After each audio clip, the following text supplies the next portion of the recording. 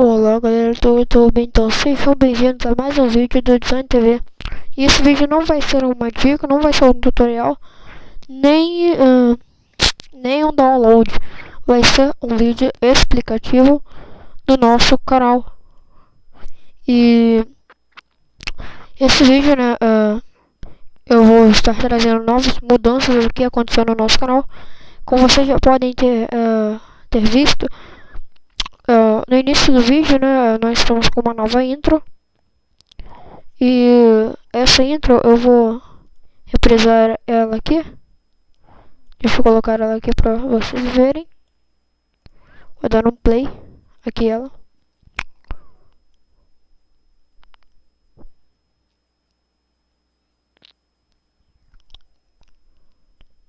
Então, vamos voltar aqui.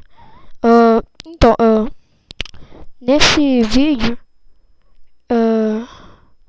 eu também vou estar falando sobre quem entrou e quem saiu do canal.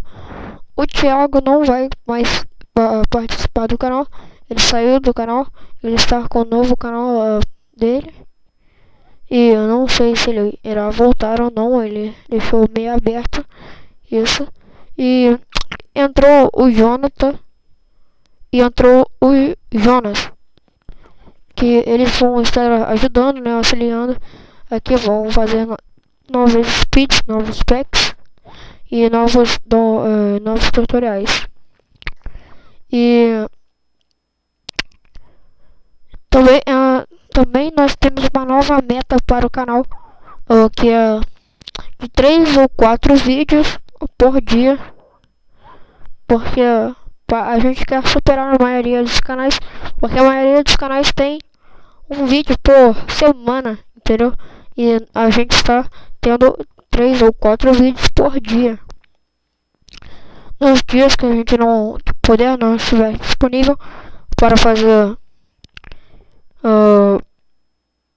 4 vídeos por dia, a gente vai, se a gente fizer 2, no próximo vídeo a gente vai aumentar. A gente, por exemplo, fará 5 vídeos para repor o que a gente não fez. Então pessoal, esse vídeo foi só uma explicativa mesmo. Foi o que mudou no nosso canal. E eu já estarei colocando a arte do canal, porque a primeira que eu fiz não pegou porque tinha mais que 2 megas. E então pessoal, espero que tenham gostado das nossas mudanças. Continue acompanhando nosso canal aí, se inscreva no nosso canal e até o próximo vídeo. Valeu!